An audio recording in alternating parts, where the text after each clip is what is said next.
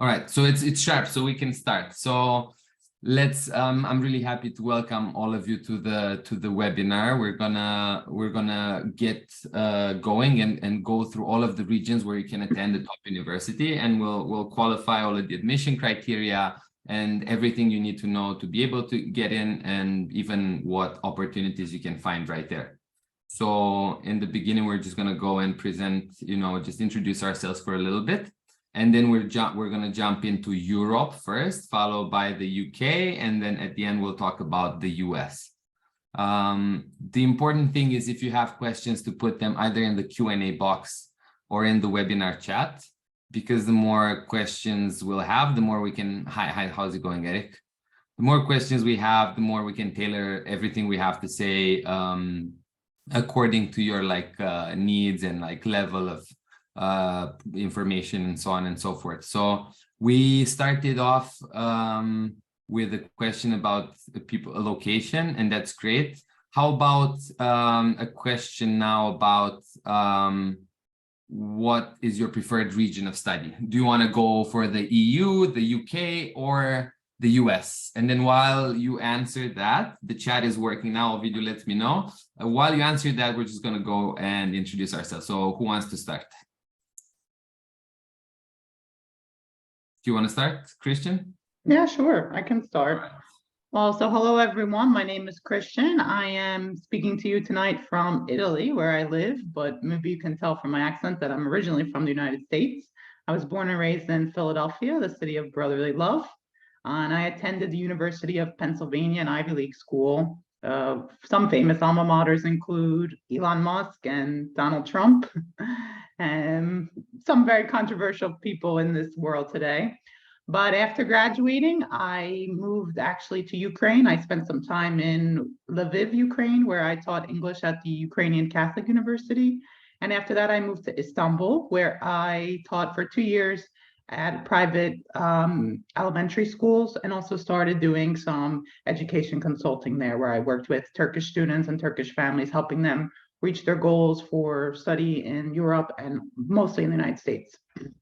But since the pandemic, I'm back here in Italy, which is where my grandmother lives.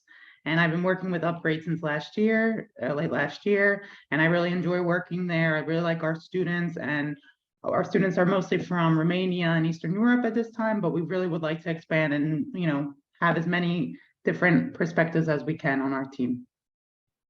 Sounds good. Thank you. Thank you. Who wants to go next? And while you decide, there's a lot of answers here. So we have a lot of UK, a lot of EU, and a lot of US. So I think they're pretty tied. Before someone else introduces themselves, do you want to put in the chat your level of information? Like, how well prepared do you think you are in regards to information about studying abroad at a top university? This will help us tailor our content and see if we, go into like more introductory topics, or if we delve deeper into more advanced topics. So put 4 out of 10 from Lisa. Okay, just put it there while the next person introduces themselves. So who wants to go next? Well, we talked a little bit about UK, I guess, so I think it's going to be me. So hi, everyone. My name is Eric, and I'm studying law and anthropology at the London School of Economics in the UK. But I also applied to the EU, and I'm really passionate about law, especially, but also about like anthropology, philosophy, history, that's the stuff. And yes, I was a student with Upgrade Academy since I think throughout my entire high school, to be honest. And then now it's really nice being part of this, this community, also working here and meeting other students like you want to go to universities.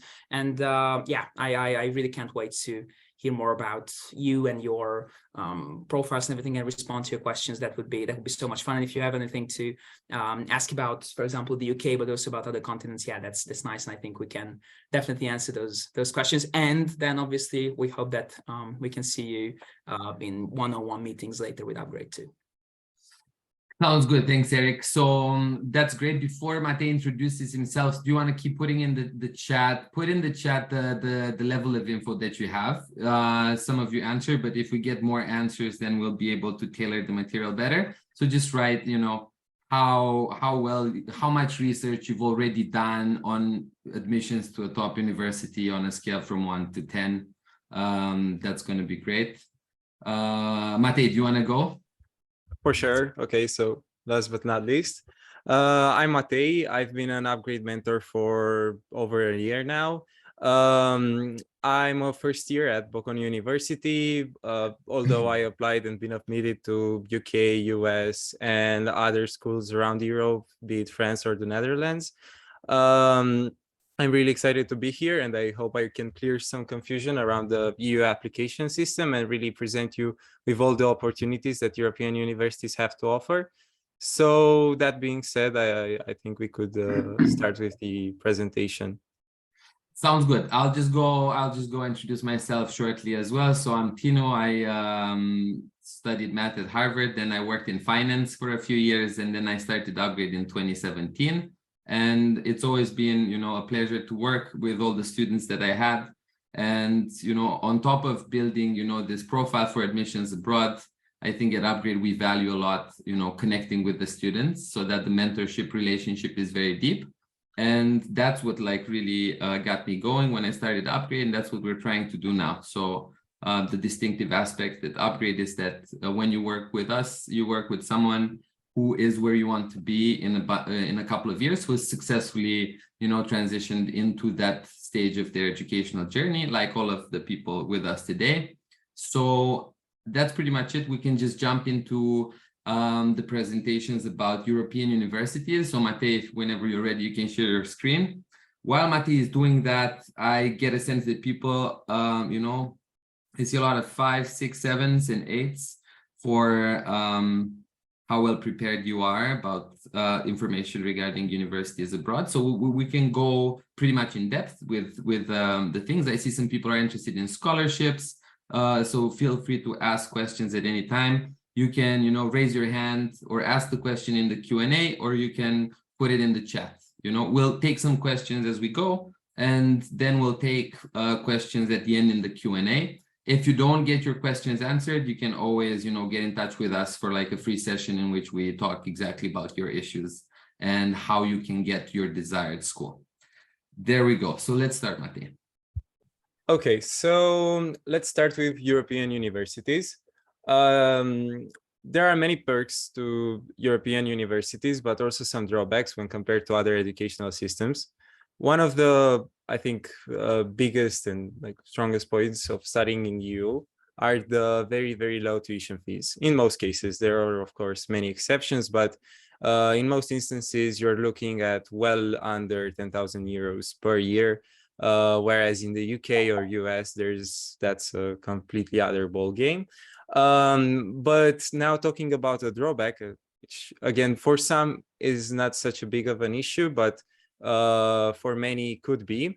When you're applying to an European university, you're applying to a specific program. So for example, if you're a student who really likes hard sciences, is really good at maths, and would want to pursue a career in computer science, you're going to apply to a bachelor's degree in computer science. You're going to do 3 years of university for undergraduate studies, and then you're going to finish with a bachelor's degree in computer science. There's really not much leeway for you to experience with other fields other than computer science. So if you're really determined and you really want to know what you want to do with your life, they can be a really great option because they go super in depth into the specific subject that you've chosen. But if, for example, you're someone that would like to really use computer science in maybe a not so related field, say neurosciences, maybe the European educational system is not right for you. There are, of course, exceptions. There are some liberal arts and sciences colleges around Europe that offer you this, freedom of choosing a program that's the best fit for you. But we'll see shortly that the best universities usually have a specific program, and you can't really change that. Other than that, it's important to mention that most undergraduate programs have 3 years, again, with some few exceptions, depending on the field of study that you're choosing. They can go up to 4 years. We'll see that in Ireland, that's usually the case, which kind of resembles the educational system that you're gonna find in the UK. Other than that, relating to the first thing that I said, that it's a specific program, you're going to go really in depth into it, and you're going to stick with it for the entirety of the 3 years. You really can't change your mind unless you want to restart first year from ground zero. Is that for the first year and a half, you have like a core structure where you kind of go broad in your studies of that particular field. So of course, you're going to do some, let's talk about computer science. You're going to do some advanced linear algebra. You're going to do some advanced systems, algorithmic theory, whatever.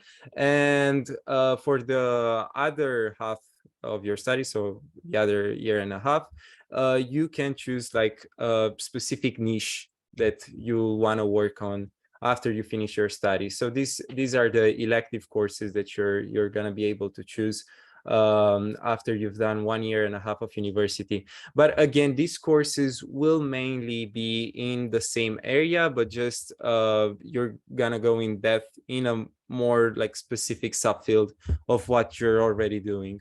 In some universities, you can also have a minor, which a minor could for you to like for the easiest way to understand the minor is basically mini bachelor's degree within your bachelor's degree. So for example, computer science can have an operational research minor where you would want to go into logistics and other stuff like that. It's important also to note that most universities, and again, this is kind of geared towards hard sciences, are more theoretical in their nature. So it's not really that applied, maybe for some degrees which are applied in themselves, like engineering. You're gonna do some experiments and stuff like that, and like applied projects on what you're learning at aerospace engineering or mechanical engineering. But in most cases, especially I can talk from my personal experience, it's really, really theoretical rather than applied. Like you're developing the skills you'll need at the office, and you're relying on internships for getting that practical experience. But fortunately, being so theoretical, if you're at a really good university, it's really easy to get those internships and get that practical experience. So this is like a quick overview of how things are in Europe. Now we should take a look on the application process of most European universities. So say you're in 10th grade, 11th grade, you kind of know what you want to do during university and your career, and you start thinking of what university could be best for you. So this implies searching the internet, going on every university's website, really looking at the study plan of each program, and making like a very, very, very rough list of what could be your future university. So a good starting point would be to look on QS rankings, like best universities in your respective field. Rankings don't tell you the entirety of the story and if the university is good for you, but they are like a good indicator if the university is good or not. Like if you have a university who's 3 places higher in a ranking than the other university, maybe that shouldn't be the determining factor for you to choose the latter. But if a university is in top 10 universities around the world and the other one is like bottom 1,000, I think the decision is basically already made. After you've made that list and you've selected the universities which you think you would like to study at, you're gonna go on the admission portals, like create an account, complete your personal details, and in many cases, if not most cases, you're gonna be required to write a motivational letter. That and or some supplemental essays. These essays are usually like why us? Why would you choose that particular university? Why major? We're gonna see that this kind of happens in the US as well. So you're gonna have to say what makes you wanna do a particular study, be it mathematics, computer science, architecture, and so on. And if the university doesn't have like separate essays for each topic, you're gonna want to include that in the letter of motivation. In this letter of motivation, is really, really important to extenuate the type of person you are, the activities you've done during high school. You have to really show that you're passionate about the subject that you're applying for, and really give off the vibe that you're interested in doing that. You want to take that to the next level with your university studies, and you can really perform at a really, really high level during uni, and you can prove that by the things you've done during high school. Now, again, most universities are going to require you to attach a CV. This is a really important part of your application, because you're not going to be able to write about everything you've done. Hopefully, you've done a lot of things by the time you're applying, and you can't include those things, like all of them, in your letter of motivation. So you're going to want to have a really, really good looking CV with activities spanned out several years. You will want to show continuity, determination. So it's not enough to participate in a contest and not get a prize. You should participate in a contest like each year of high school and try to get a better place each time you're going to that contest. You're not going to want to be in association just as a member. You want to be in the board of that association, maybe the president of that association, and so on. And these things are really clear on a CV when you show the timeline and everything. After you've done everything mentioned so far, you'll have the following. They're not really like in the chronological order. Usually you'll have an exam before an interview in most cases. And these are like the most important steps in your application process for the European universities. Of course, there are some exceptions. For example, if you're applying for architecture, you're going to need a portfolio of your work. But for hard sciences, and not only hard sciences, even philosophy, economics, psychology, and so on, there are going to be some exam admission tests and an interview.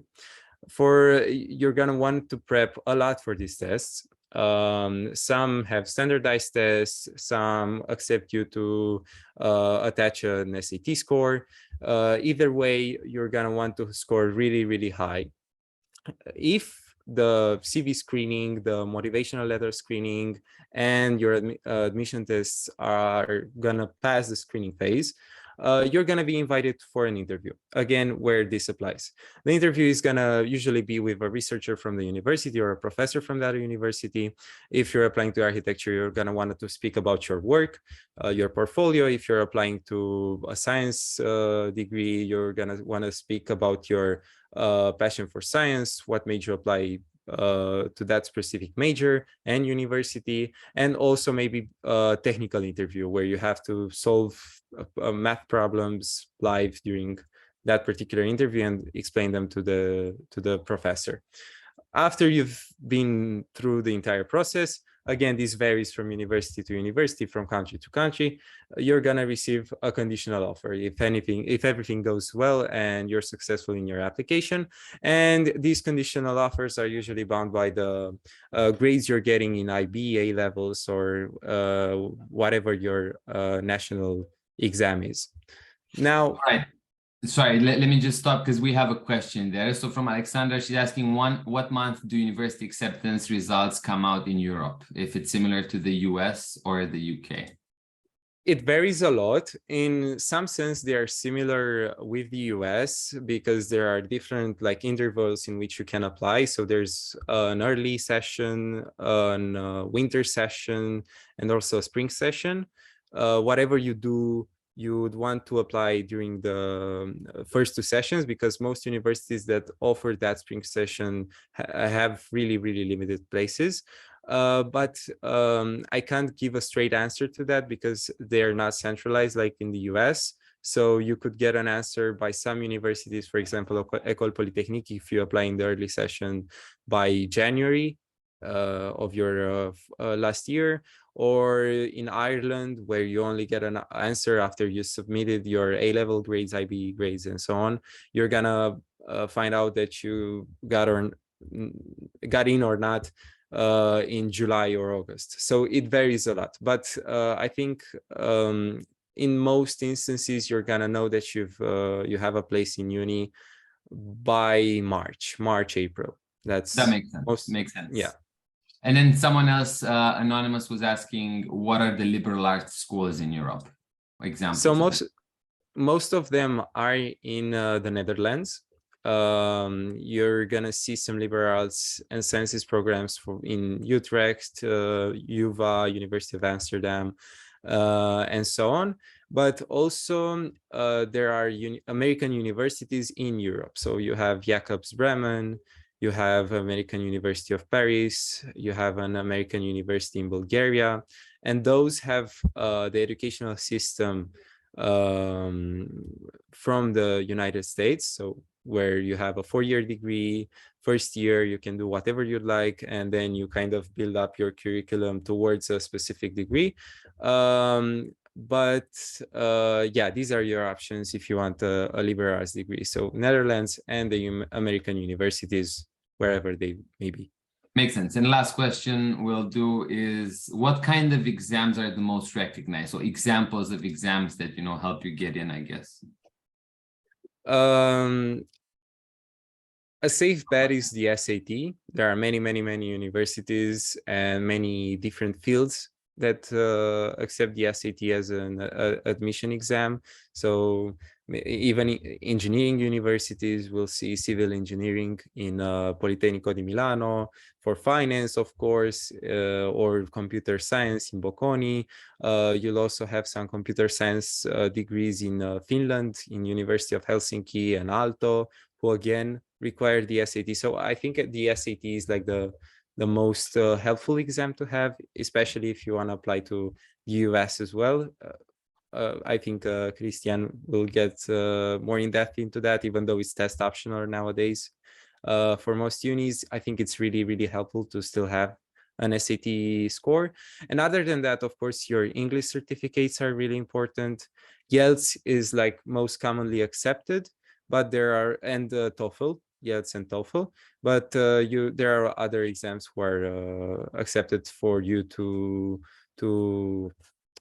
equivalent your requirements for languages.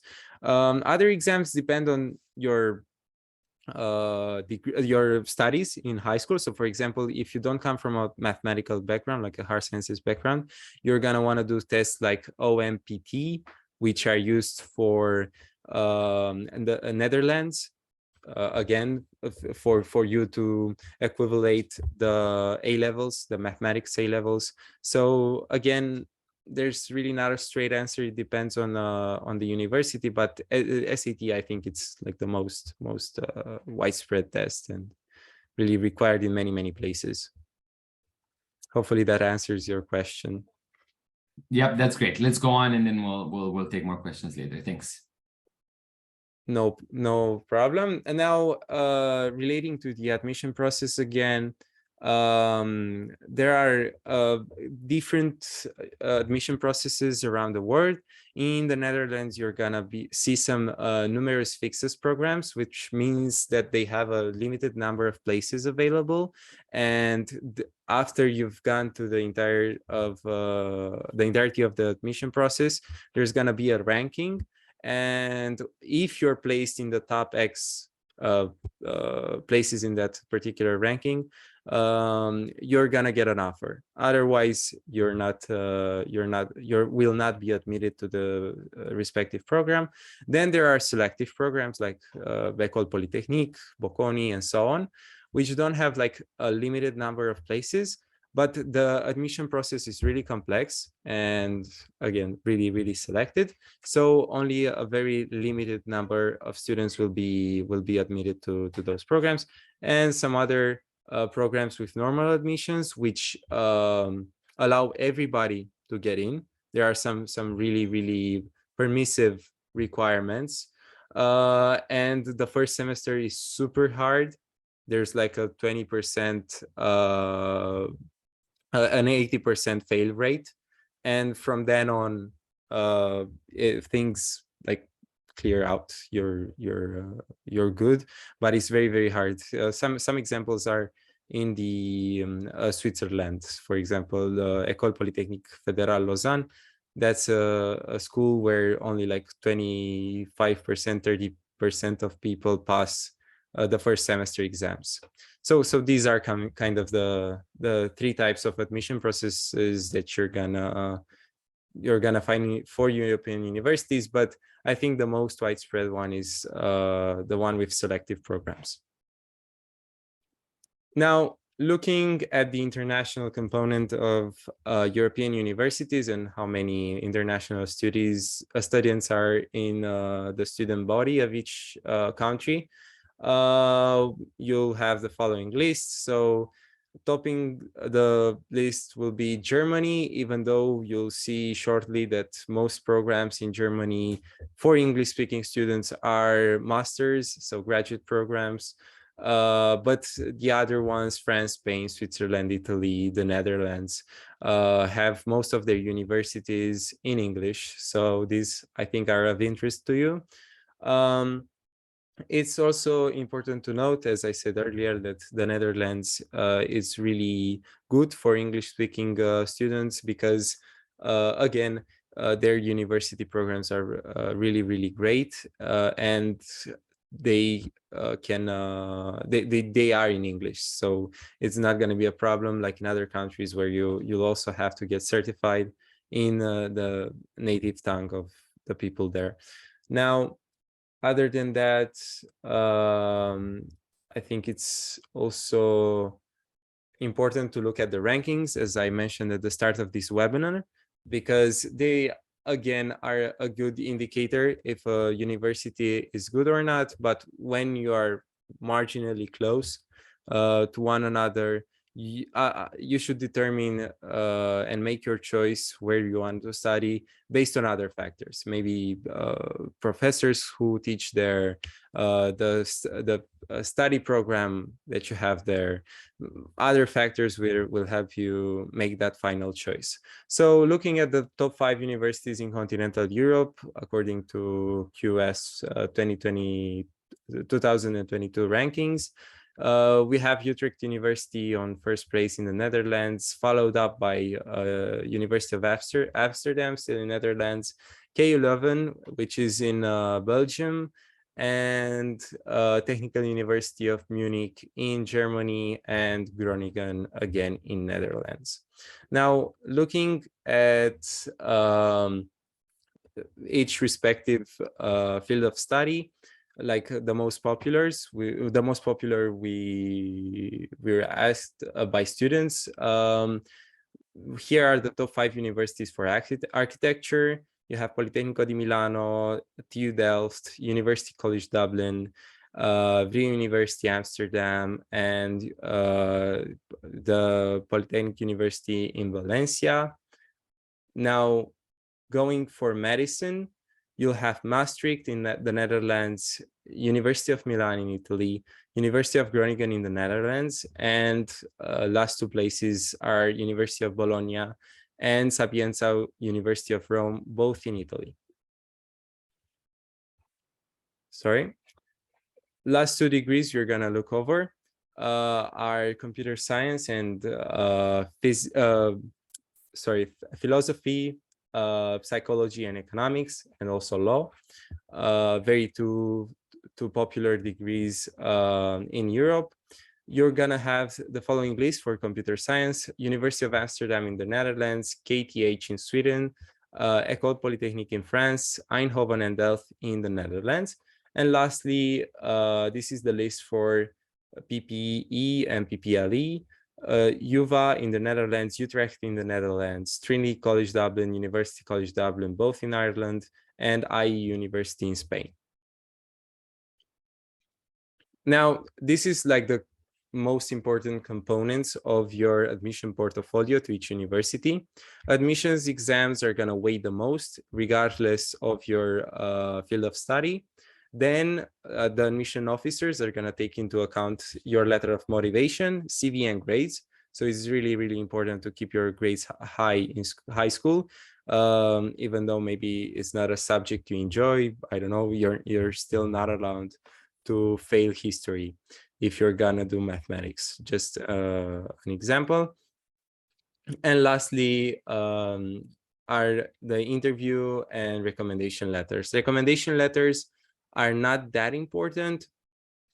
They are gonna be considered maybe for scholarships, but less. They're not gonna make or break your admissions.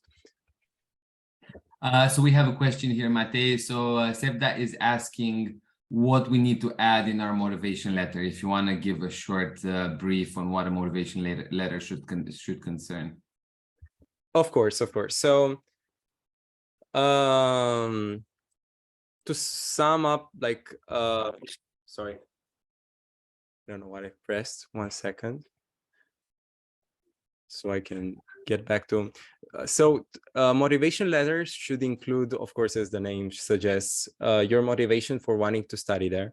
So that's a really, really important component of your motivation letter. What recommends you to study there? So you're gonna want to speak about what you've done in high school, what you've done throughout your life, that really led you to a particular field, say mathematics. Then you're gonna want to say how you really nurtured that passion for mathematics. So be it contests, team projects, say the research that you've done in high school with your professor and so on. It's also important to talk about like all your experiences and the particular skills that you've gained from those experiences. And like the most appreciated skills would be leadership, communication, organizational skills, time management skills, and so on. And I think that's about it. Like it has to have a really, really academic focus. It's not like in the US where you have to be creative. It's more talking about yourself, talking about your experience, and talking about what you want to do in university, but again, from an academic point of view. Sorry, now Makes sense. Makes sense. While you put the presentation back, I think also like if you can mention why you want to study that degree and like why at that university, usually that helps out to, you know, also for them to understand if they are a good fit for you. Nice. So we're done with that question. We can jump into. What's no, go ahead, Eric, go ahead. Nothing, maybe I just wanted to add something, maybe it's very helpful for you. So I'm going to anyway talk about this when it comes to the UK, but how I like to sort of differentiate the two essay types between Europe and UK. I like to say that the Europe ones are more pragmatic a bit and the UK ones are more academic. What I mean by that specifically is that when you write an essay for Europe, for example, what you have to focus on is precisely to sort of tailor it to the university and really think about your, obviously, motivation, as Matej said really well, about why do you want to go there, and be as specific as possible about the university and about the degree that you have at the university. So if the degree is called, for example, European and International Law, Groningen has this type of degree, while Tilburg, for example, has Global Law. So you really have to think about why one is called International and European Law and why the other one is called Global Law. That's different. In the UK, when we will come to the UK, and I will talk a little bit about that, you have the same essay for all the 5 universities that you're applying to. And that tells you, again, something that it has to be one style of writing, whereas in Europe you should really tailor it. And I think that's extremely important to do your research and obviously make it as specific as possible when it comes to that. Nice, great. Yeah, also tying back to what Eric was saying, it's also really great that European universities kind of offer you that opportunity to really go in depth with the specifics, because you won't have the chance for UK where you apply with the same essay to 5 different universities. So I think it's really important for you to extenuate like what differentiates each university from the others, because they know they're up there in rankings. So you gotta really be very specific to why would you want to join X over Y. So yeah, really, really great point there. Now, last thing I want to talk about regarding European university admissions is finding opportunities. As mentioned before, a great thing about studying in Europe are the pretty low tuition costs, but this is not always the case. And where that's not the case, there are always scholarships. Most scholarships in private universities are gonna be awarded for merit. So this is this can be seen in IE University, in Bocconi, ESSADE, and many others. This is why you want to really have as many activities as possible, participate in as many projects and contests as you can, and really build up that CV and the topics of discussion in your motivational letters. But other than merit scholarships, there are also some need-based scholarships. So depending on your parents' financial situations, you may be awarded like a reduction in the fees, or be granted a loan with really, really great terms for borrowing. For example, for École Polytechnique, you can have a 10-year loan with no interest rate and with repayment due after the 6th year. So they kind of consider that you're gonna pursue a master's degree as well. So there are many, many funding opportunities in Europe where tuition costs aren't low, but for Nordic countries, so Finland, Denmark, there are no tuition costs. So you're just gonna have to cover living expenses. As for living expenses, we've computed the average to be around 7,000 to 15,000. I know this is like a really, really big range, but for most countries, I'd say it's in between 12 and 15,000 euros per year. So yeah. Talking a bit about our results that we've had with students in the past. As you can see here, we've been successful, really successful. So for example, the admission with scholarship at Bocconi is around 5% in general, but students who applied with us, 36% of the students who applied with us managed to get a scholarship at Bocconi.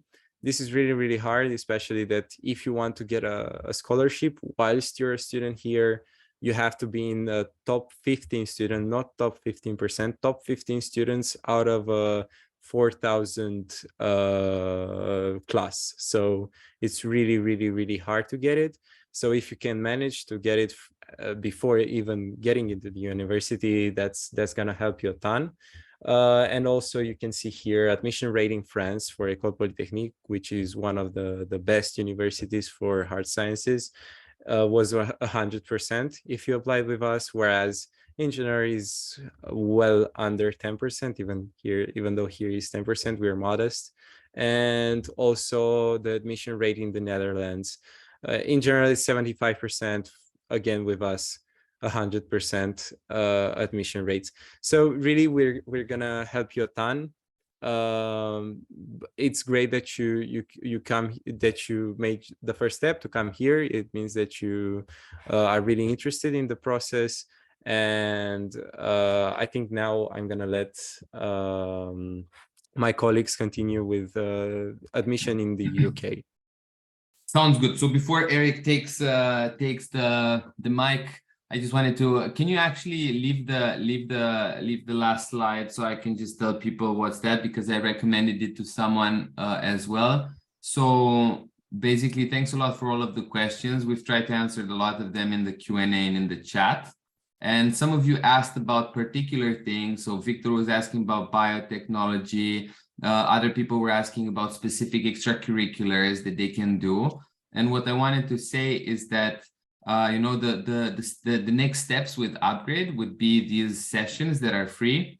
In these sessions, we'll look at who you are and what your interests are and what your goals are. And based on that, we'll detail a list of like top universities where you can study what you want to study, what, you know, activities or like extracurriculars you can do, what list of books or other materials you can read to, you know, increase the chances of getting admitted, and then also what we can do together. So these sessions are free, so you can use them as a, you know, as a way to ask more things that are more closely related to your particular context. In this presentation, we're going to talk about a lot about general concepts, but if you want to make it more particular to your needs, then feel free to use this resource.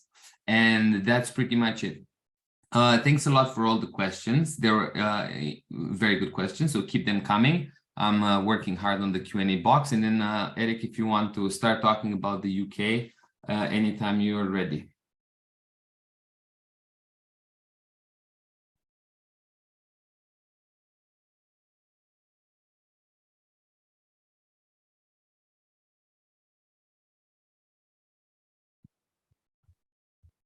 Eric, I can't hear you.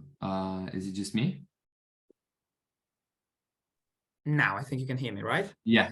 Now it's good. Now it's good. Thank you. And you can see my screen too, right? And it's good this way. Okay, good. Yes, sure. So I'm gonna talk very shortly about the admissions in the UK, and then obviously I can't wait to answer your questions, because that's afterwards that's the main thing that I really want to do, just so to keep them coming. Yes, so when we talk about admissions in the UK, there are a couple of things that you should know. So I think definitely the best universities in the world, some of them are obviously in the UK, and whatever subject you have in mind, whatever profile you have in mind, you can definitely apply. And yeah, I just think it's a great opportunity for you all. So there are a couple of things about UK that you mainly basically have to know. So when you are going to apply, you're going to choose 5 universities that you're going to apply to. There's a maximum number of universities that you can apply to, and then you will have to select a specific basically subject. And because every single university will receive the same application, the subject selection in the UK is really important, because your personal statements and your documents will have to be basically about the same subject. So that's an important component. Most of the degrees have 3 years, but there are some exceptions to it. For example, BP, which is, as also Matej said, philosophy, politics, and economics. That's usually, it can be, for example, 4 years. Also, architecture can be more around 5. Medicine, obviously, it's more, but most of the degrees are 3-year programs. And then obviously you choose to do a master's degree. If you want to, you can just go straight into the professional market and that. And what is really important, and what I really want to talk about, and I think this is the best way sort of to move forward and understand, is the application process, because that will clear a lot of things up for people who are thinking about, for example, applying to the UK. So selection of universities, it's extremely important.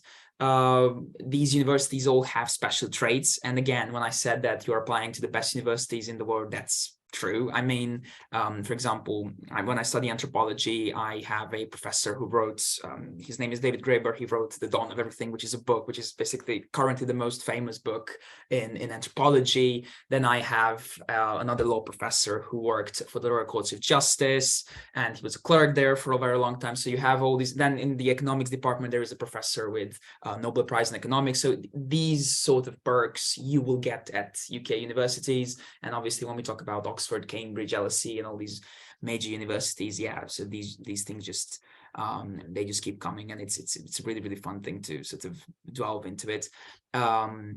And yeah, so this is why selection of universities is something, as I said, extremely important. And when you have basically the selection, so when you made basically selections and you have these 5 universities, then you're going to have to prepare a couple of documents. So when Matej, for example, talks about motivation letter, here in the UK, you have a personal statement, which again is a bit more different. It's about academics mainly. So it has to be a really academic document. And as I said earlier, it has to be the same document for all the 5 universities that you are basically applying to. And let's say that you're applying to law, for example, then it really has to be about law to be honest. So it just, you cannot just mention, for example, I don't know, every sort of extracurricular that you did, all sort of voluntary work and that's the stuff, but you really have to mention, for example, books and why law is an academic interest for you. Maybe talk about, I don't know, some debating that you've done. So all these sort of activities which are very closely linked and related to the subject that you are obviously studying. And how I like to do, for example, the personal statement with my students, with the students I mentor, basically, is to start off with something more, I don't know, conversational, I don't know, that you attended a conference or something, and that sparked your interest in the specific subject. And then you sort of, I don't know, read a book, and then you did a model MUN, and then, for example, you did an internship, and then you founded your NGO. So you can sort of see how these activities grow in complexity, and what that shows to universities basically potential. And that's really important because you cannot talk specifics about a certain university. You cannot say why you really want to study at LSE, because 4 other universities are going to see your application, of course. So I think that's something which can definitely help.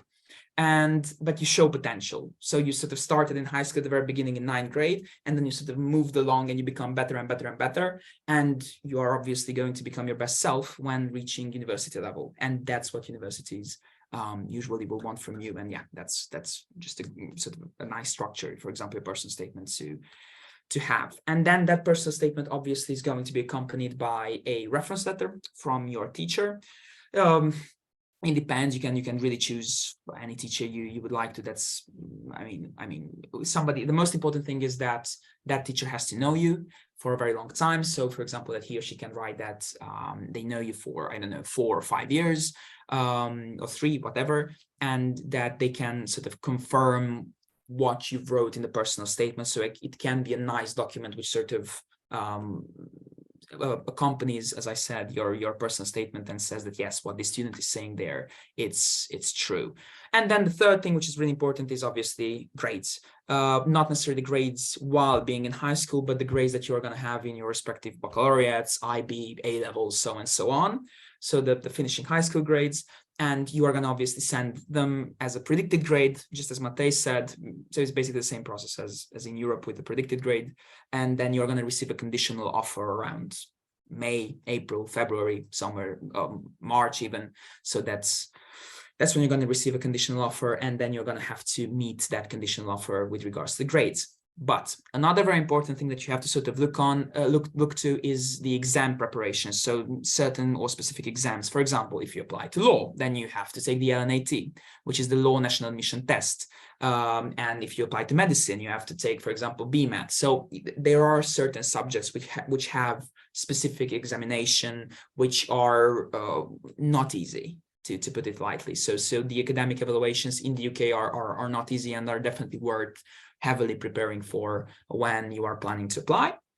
And also for Oxbridge, for example, if you want to apply to Oxford or Cambridge, you have to prepare that most of the subjects, if not all, will have a type of exam. So for example, when you're applying to business or management or economics, for example, you won't necessarily have an examination for the other universities, but for Oxford and Cambridge, you are going to have an exam. It's called PSA. So you will have to have an examination for Oxford, Cambridge. So that's a bit different.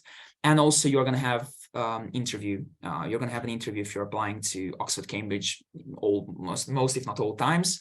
But I'm just interrupting you, Eric. Please. Sorry, because Lisa asked the questions right now. What does the interview usually consist of?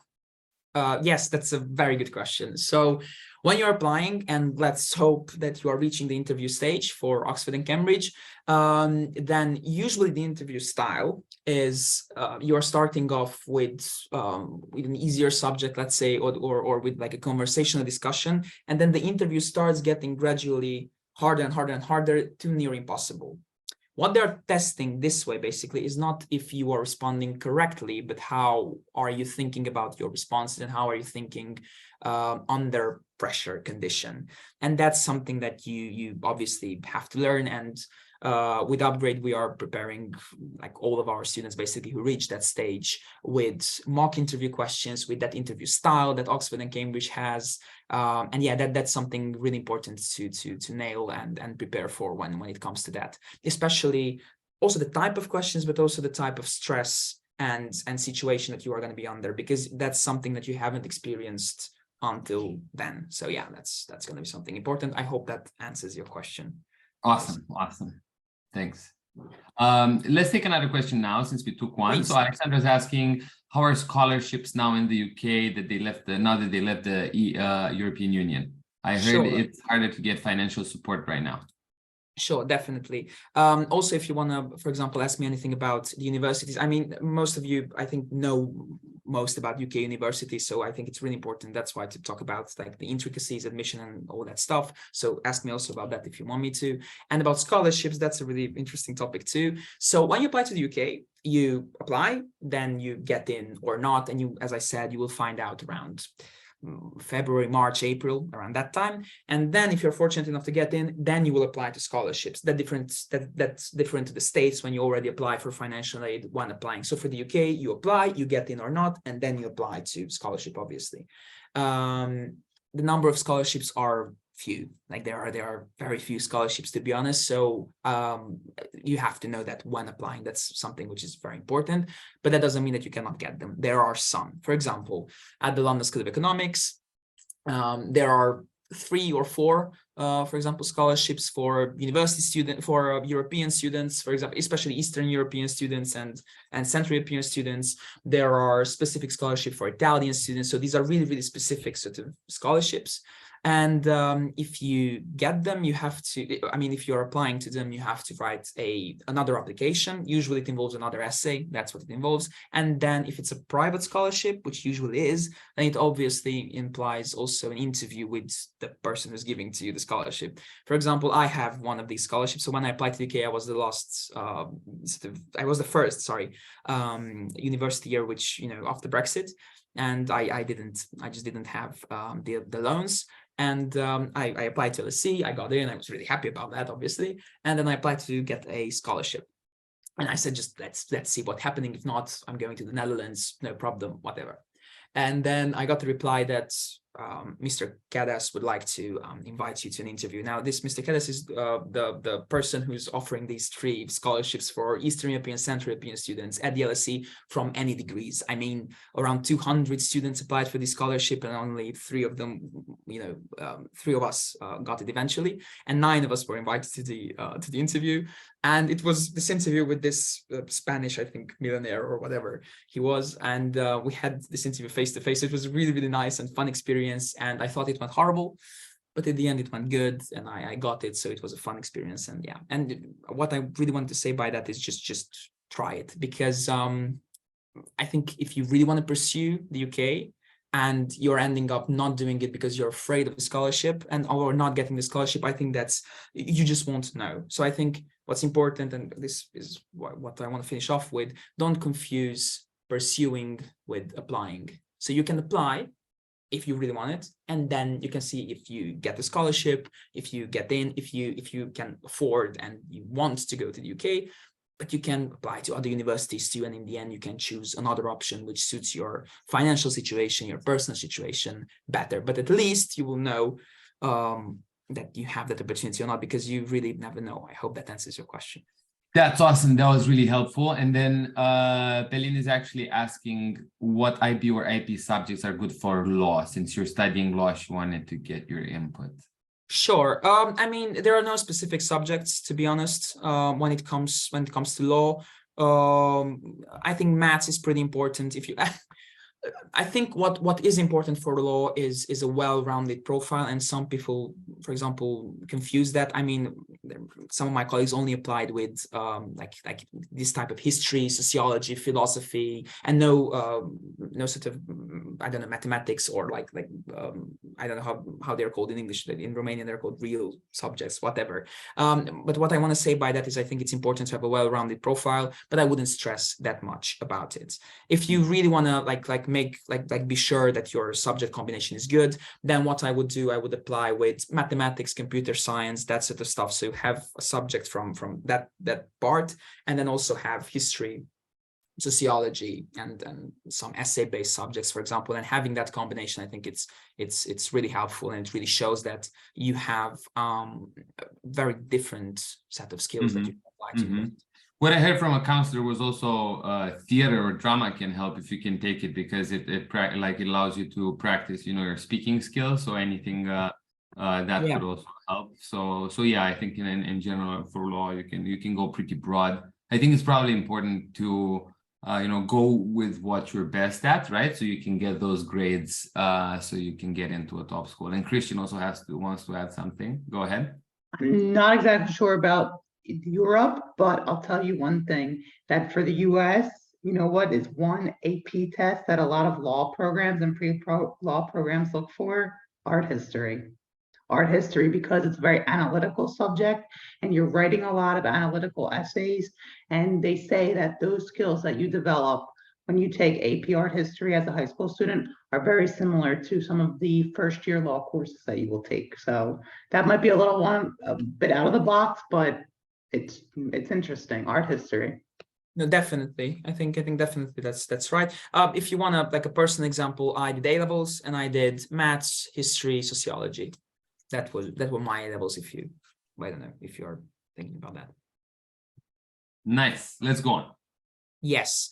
So that's like very shortly presenting the application cycle to the UK. But again, what's really important to focus on is that it's different to the US and to the EU, because obviously in the US and the EU have to tailor a lot, and in UK is the same application. So yeah, that's really important, that you have to convince all 5 universities basically in that one essay, and you should write more about the subject, not about necessarily the specific universities. That's something which is important. So these are acceptance rates, which are again something which is something really important. So here you have Oxford, Cambridge, and as you can see, they're going down gradually, and they weren't high anyway, but now they are slowly approaching 10%. So as you can imagine, acceptance rates is pretty small when it comes to the UK, especially when it comes to Cambridge and Oxford. So if you want to sort of look at the downsides, but that's not really the downsides really of the UK, is that it's very competitive. So most of the universities are extremely competitive, and regardless of subject, all the universities, so you will have to have big grades, you will have to have great personal statements if you want to get not just into Cambridge, Oxford, or into the top London universities, but into other universities such as, I don't know, Warwick or Bath, for example, or even Birmingham, Manchester, that sort of university. So that's something which is really, really important. What I would say here, and that's another important thing, I think, is that you should think a lot about how you make your selection of universities. So again, you have 5 choices, be smart about them, in the sense that you should select, maybe if you have good enough grades, then I think you should go for Oxbridge, because that's important. Why not? It's only one choice out of the 5 that you have. Why not try it if you're applying anyway to the UK? So for example, one Oxford or Cambridge, you cannot apply to both. Just as a short parenthesis there, because I think that's important. If you're applying to Oxford, Cambridge, you should submit your applications by the 15th of October in your last year of high school. And if you're applying to any other universities, you should submit it around 25th of January, or January anyway, around that area. That's also something to consider. So you should be ready with all these documents by the 15th of October. I think you should be ready by the 1st of October. Around then, you should plan that. That's just something important to know. It's not to stress you out, but just to know where sort of you should be your preparation. And if you are now in 11th grades, or so the not the final year of high school, but the previous year of high school, then you should be already heavily thinking about, okay, where I want to apply, what subjects, and let's start preparing. I think that's something that you should definitely think of. But also if you're in 10th grade or 9th grade, that's an important aspect to consider. So yeah, these are the admission rates for Cambridge, Oxford, but then also for the other universities, it's pretty similar, especially for the specialisms. For example, when you're applying to LSE, you apply to finance, economics, or management, or law, you kind of get the same statistics, so it's not getting necessarily better in that sense. Yes, and then you have sort of top universities in the UK. What I suggest is that you also check out, so basically you check out 2 rankings. You check out QS and Times Higher Education. On the QS rankings, Oxford University is the 2nd best university in the world. In the Times Higher Education is the 1st. So you can get sort of these rankings. Then you also have Cambridge University, obviously, Imperial College London, University College London, and then also Manchester University. So these are sort of the top when it comes to QS. But what you should really look for when it comes to these rankings is also to see if the universities are good overall, but also subject specifics. So for example, if you're applying to economics or finance, then LSE should be your first or second choice for sure, in terms of how good it is and everything else. If law, then kind of the same thing. If, for example, I don't know, you're applying to engineering or medicine, then Imperial should be like right up there with Oxford, Cambridge. So I think it's really subject specific too, and you can get those insights very easily when it comes to, for example, talking to us, and we can definitely tell you about student experiences and that sort of stuff. So I think that's important. So top 5 universities for engineering, and now we are going to sort of delve into like subject specific stuff. Obviously, as I said, Imperial College London, University of Cambridge, Manchester, Nottingham, Oxford. So these are sort of the best engineering schools, and they're amazing. I mean, when it comes to, for example, Imperial, I don't know if you guys know where Imperial is. If not, then just make a Google search and everything. I mean, it's right in the city center of London, and their campus is very close to Hyde Park and the Natural History Museum. It's like a very large street with all the universities, so it's also a really nice place to study in. Their buildings are amazing, and I have a couple of friends there I always visit when I have the time and everything. And it's just like really, really nice. And the professors are absolutely amazing in these sorts of subjects. Oxford, Cambridge, they don't really need an introduction in terms of how good the universities they are. So you also kind of get a nice sort of touch and combination with these. And just to come back to the idea of the selection of universities. So as I said, you should really try to aim for, I don't know, one, for example, Oxford, Cambridge, and then you can apply to, for example, if you're applying to engineering, you can apply to an Imperial, or you can apply to a Nottingham or maybe Manchester, and then you can have one or two backup options. So these 5 universities allow you to have a big stretch of like a big combination of universities, which can also have like top choices, some middle choices, and some buffer choices. So I think that's really nice, and aim for the best, because why not? And you can obviously have some other choices too. Now here are the tops, for example, for politics, University of St. Andrews, which is also great. This is in Scotland, and it's a really nice option to apply to. Obviously, again, Oxford, Cambridge, you're going to kind of see Oxford, Cambridge in all tops and every single like university profile. London School of Economics, as I said, King's College London, which are amazing when it comes to politics degrees, and yeah, they are really, really good. Computer science, again, for computer science, what I really want to mention, because that's important. So for computer science, you will have Oxford, UCL, Imperial, Cambridge, Edinburgh.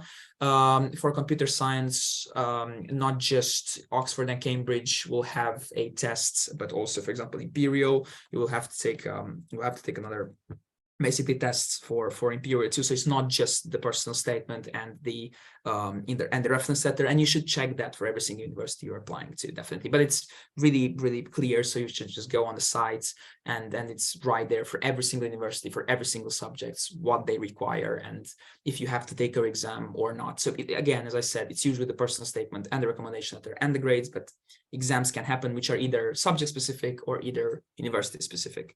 But yeah, it's not necessarily that often. Top universities in medicine, which is also something that it's genuinely great in the UK. So really, by far the best universities, I think, in Europe/UK for when it comes to medicine are in the UK, and you have here Oxford, Cambridge, as I said, again, Imperial, UCL, Edinburgh. So these are amazing. They're really, really competitive. But they are as good as competitive, to be honest. So yeah, you should really aim for them and everything, and that's kind of nice. And that's a really important discussion. So the ideal candidate for the UK, so that's something which is quite important. So as I said, when you basically go to the UK, these are really academic universities. So I think for example, when you're applying with a subject that has obviously an admission test, then admission tests are extremely important. For example, when it comes to law, your LNAT score is pretty much going to determine if you stand a chance or not. If you, for example, apply to Oxford and Cambridge, and you apply, for example, to computer science, obviously the MAT is going to be something extremely important for economics and business, the TSA. So these admission exams are extremely, extremely important when it comes to sort of leveling the candidates and everything. And then obviously the interview. I mean, the interview, mostly Oxford and Cambridge have these interviews, but they are extremely important. The best candidates reach the interview stage, and then only the interview matters, to be honest. So when you are already there, then everything else is going to be determined by that specific interview. And then the first stage of application, as I said, personal statement, and extracurriculars and reference letter. These are pretty important. You can see the difference between the personal statement and the reference letter here. And that's again, because the personal statement is the most important document that you are sending, and the reference letter sort of has to confirm that your personal statement is true. It has to confirm that you will have those grades that you are talking about, that you are indeed a very, very good, very diligent, very willing student to study and everything. So that's why the personal statement is really good, and the reference letter is sort of a confirmation of that. I don't, if you have questions about this and about again, just to talk about the ideal candidate, then please put them on the chat. I would love to answer them. And everything. Here are a couple of profiles, and just to see sort of what sort of mentors we have at Upgrade. And yeah, so whatever subjects you want to study in the UK, you will have a first meeting with us, and it's going to be really subject specific, and we'll talk specifically about your needs and your selection of universities and what each university has to offer. And so, for example, if you would come when it comes to for example, law or like history or politics, so that's the stuff you maybe are going to meet me or my other colleagues who are on these specific subjects. But when you come, for example, for physics or engineering, whatever, you can meet people like Nora, or people who are on that specific side and can give you very specific personal experiences, and also how these universities are, and yeah, and just answer all your questions with regards to that. Funding opportunities in the UK, we pretty much touched on that. So since Brexit, there are not many funding opportunities when it comes to the UK. So most of the universities are around 20, 25, 30, 35,000 pounds a year. So these are the prices that you should expect when it comes to the UK. And that's the biggest downside. I mean, you really get the best universities, you get amazing teachers, you get a really good university experience, in the sense that compared to Europe, I think you feel more like you are in university. I mean, in the sense that you sort of have 1 or 2 maybe exam sessions every single year, and you have time to pursue your own sort of activities, and the university helps you a lot with that. Also thinking about the future and what's happening after university. You don't spend all your time studying for your assignments, and I think that's really nice. And yeah, so it really feels like university, and it really feels like you have autonomy, and it really feels like the professors and the teachers are considering you almost their equal and somebody who's already mature. But then the downside is, yeah, it's the funding since Brexit happened, and there are not many other opportunities in terms of funding. So there are these scholarships which are offered by each university. What I'm also suggesting that you do is apply to universities which have specific funding opportunities and which have many funding opportunities. For example, UCL has 30 scholarships currently for international students. Warwick has a lot of scholarships. LSE has some. Oxford, Cambridge have a couple of universities, and there are a couple of scholarships, and they're constantly updating them. So I think you should definitely aim for that and make your research before applying to these universities. But then again, don't confuse pursuing with applying. So I think it's still worth applying. I think it's still worth going for the scholarship if you really want to study in the UK, and then just have a couple of backup options besides that. I think that's the best choice. I can even go into more details when it comes to this, but I would love to take your questions or something. Tino, do we have any questions with regards to that or something? I can definitely. So Linda is asking, is there anything special Cambridge is looking at or preferring, I guess is the question. And I guess that you can elaborate a little bit on like the ideal profile for like a candidate for these top universities. Yeah, I think definitely. And here, I think I can go into more details when it comes to what actually the universities sort of are again looking for when it comes to an ideal candidate in the UK. So when you will come to the UK, this is also for Oxford, Cambridge, but also for the other universities. Again, you will have to be really independent. It's a lot of independent studies. So you'll have your lectures basically where the professor comes and sort of speaks roughly about what will happen this week, but then you have self-study, you have the class where you have to prepare for and do the readings and do the assignments that you receive, and really be sort of, as I said, independent when it comes to that sort of study, and also when it comes to preparing for the exam. And that's a really nice, there's a really nice story that I like to tell. So for example, in the UK, the grades are from 0 to 100, right? Good. And then if you can get a 40, then that means that you passed. If you can get a 50, that's a third. If you get a 60, that's a second. And obviously, if you get a 70, is a first. And that's the biggest sort of gradation of that you can get. And just to sort of see how good you have to be to get these sort of things. So for a 40, it's not that difficult. In the UK, it's really difficult to get in, but then it's not that difficult to stay. I mean, all these universities have, especially the good ones like top 10, have retention rates of 90% or so something around that area for subjects. So most of the students who get in, they did a lot of effort, so they are there. So to get the 50, to get the 40 or to get the 50, it's not that difficult. You just have to know the subject. That's fine. But for a 60, for example, it says, because for every single grade, you basically will have like a description of what 60 or above 60 means. So in an essay-based subjects, for example, to get over 60, you really have to know all the materials that were covered, not necessarily in depth, but you have to know what you're talking about, and you have to know how to answer basically any question on the specific subjects discussed. So it cannot happen that you have a big, for example, chunk of information that you don't know. So you really have to, know your stuff when it comes to that. To get an over 65, you also have to have a sort of personal take and really critically understand what you're studying, and get also put sort of yourself in those essays.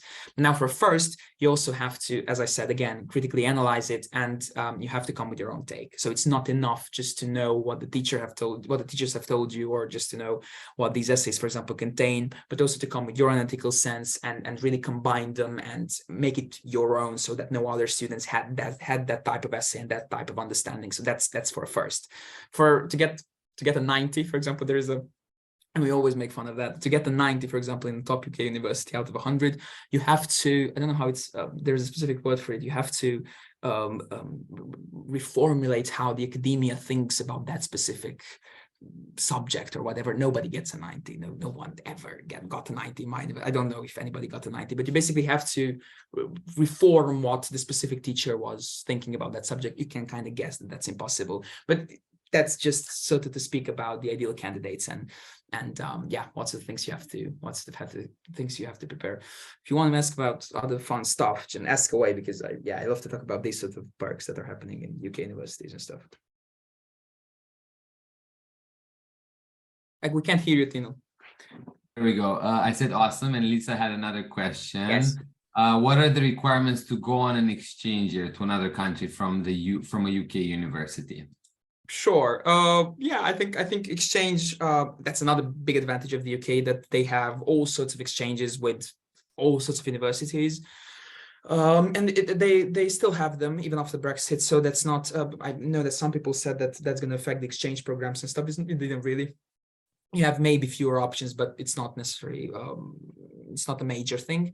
And every single university has different application styles for when it comes to exchanges. So for even universities, for example, within their respective faculties have different options for universities. So for example, the anthropology faculty has a couple of universities that you can apply to. The politics faculty have other universities that you can apply to. The law again, the business again. So you have different universities that you can. I think there's a common list per universities, but it's also different. So it's not just that it differs from university to university. It also differs from faculty to faculty within the same university. So that's kind of a difficult question to answer.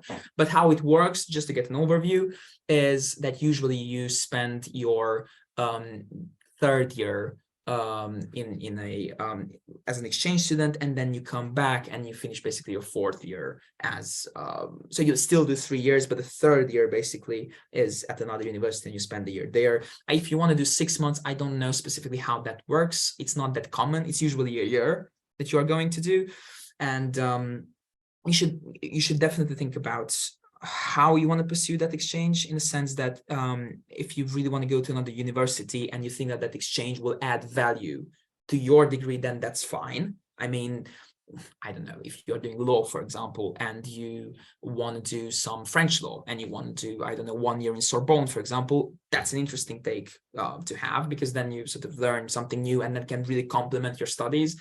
If you want to go to, I don't know, France just to see Paris, then it's not necessarily my recommendation to do that. You can maybe do a master's there and that's easier. So I think you should also think about why are you going to do the exchange, because if you want to visit, then you can just take a gap year between high school and university, and that's it.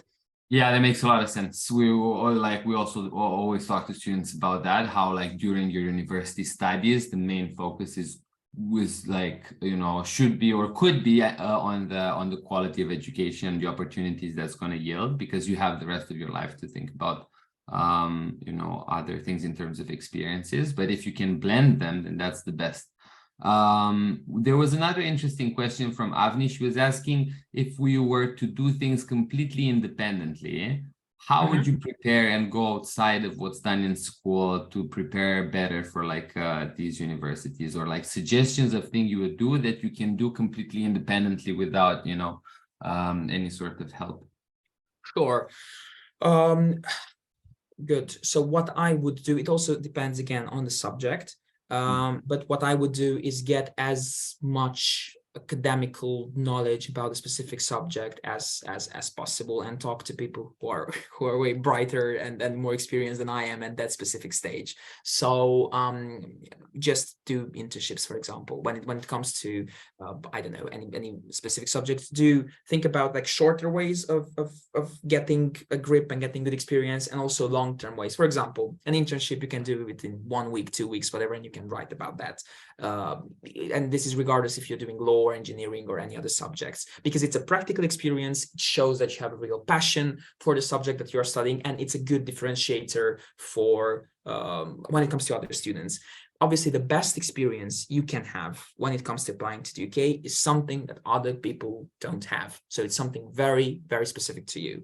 When I applied to my law degree, like the last experience I wrote about, and my personal statement was focusing around that, was about how I founded an NGO, which is called Think Up Academy, which basically helps Romanian high school students implement their ideas and projects. And it was an entrepreneurship academy, but then I had to found that in a legal manner. So I had to write the articles of association, the memorandum, I have to draft contracts, and that sort of sparked my interest to law. And that's something that only obviously I had.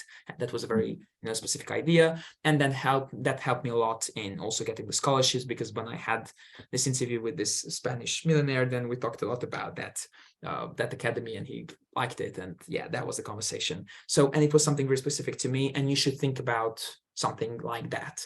And what I would suggest that you do when it comes to that specificality is think about your passion, think about your subject, and then combine the two, and obviously put a lot of effort into it. That makes sense. And what comes to my mind also is, you know, you can get, so for example, European and UK universities care a lot about academics. So you can get a lot of experience academically, you know, by yourself. And, you know, Cambridge and Oxford publish a reading list every year where they recommend the books that any student interested in that particular subject should, you know, try to read. So that's like a really good starting point as well. Complementing what Eric is saying, which is going extracurricularly. So you can definitely get at it from both sides, extracurricularly through these clubs, starting a club, or like, you know, doing something in your community that writes, you know, a problem that you see with the world that you care about. And then academically, you can read these books and understand them well, maybe discuss them in like book clubs with your fellow students, or you can, you know, go online and take one of these courses. Like there's lots of courses from top universities that are free, available on edX and Coursera. So assuming your like level of independence is high, because it's quite difficult to follow through with these courses because you're in them alone, but like assuming that's the case, you can definitely get a lot of value from them. Sounds good. Sounds good. Let's go on.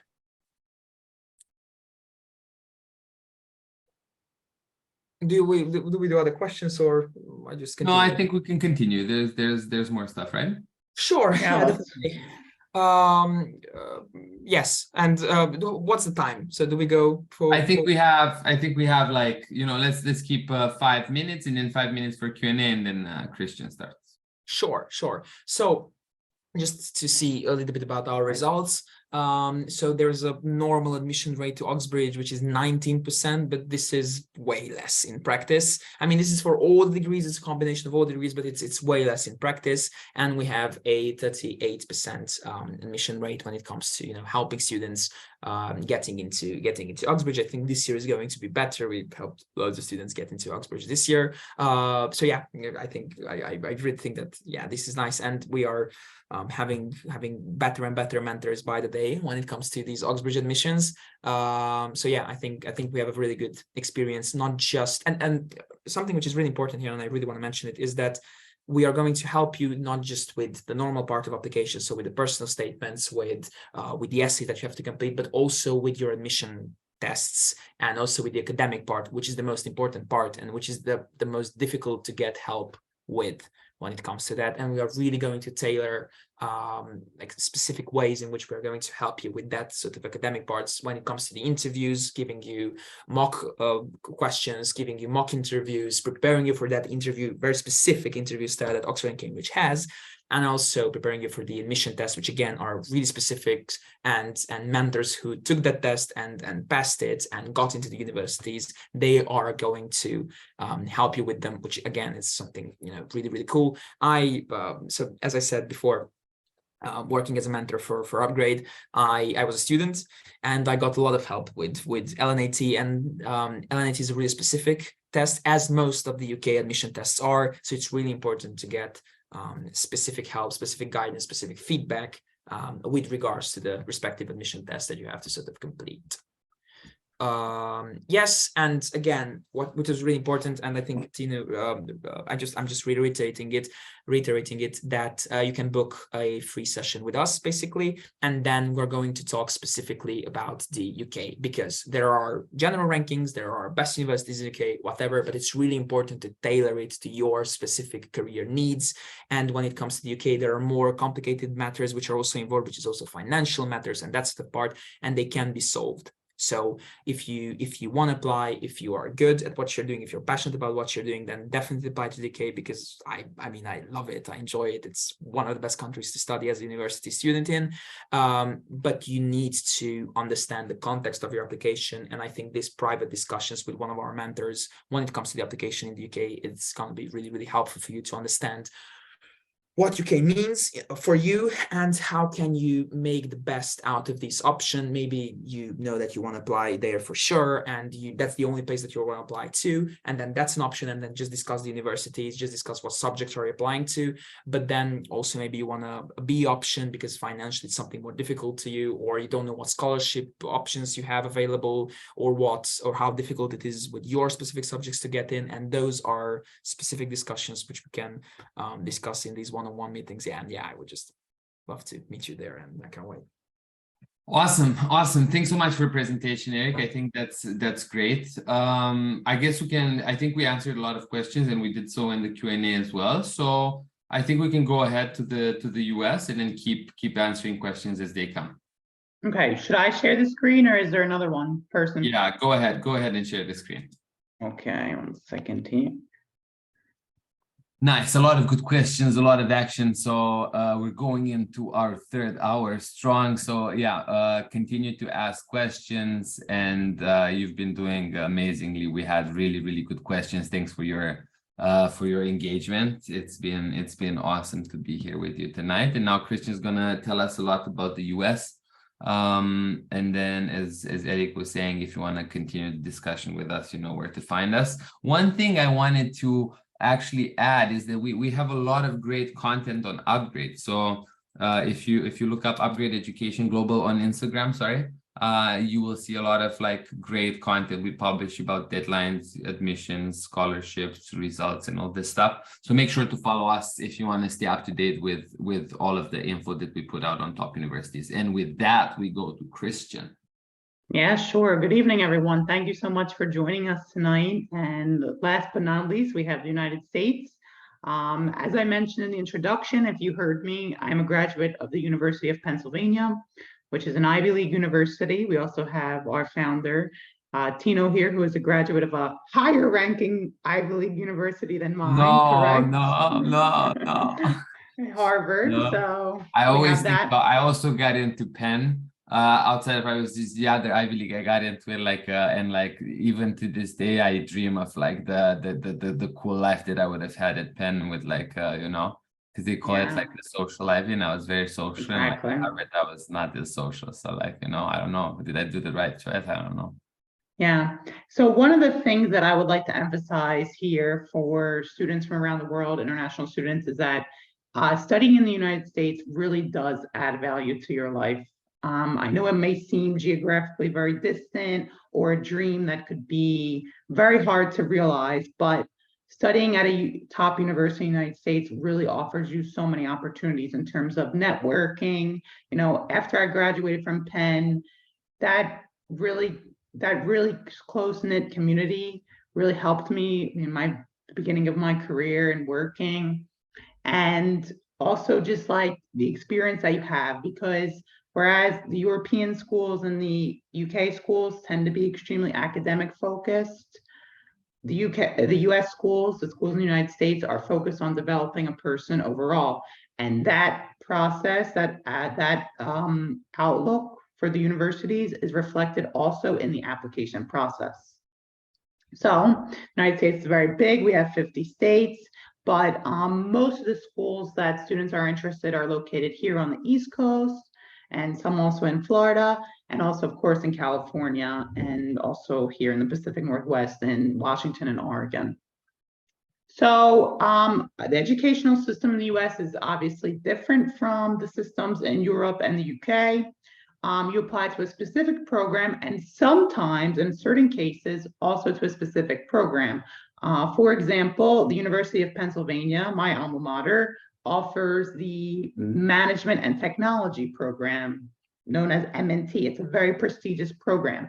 You get a dual degree from the Wharton Business School, the top business school in the world, and the engineering school in computer science. So there's a very competitive program. And if you know you want to attend a program like that, you need to apply to it directly, not just to the University of Pennsylvania.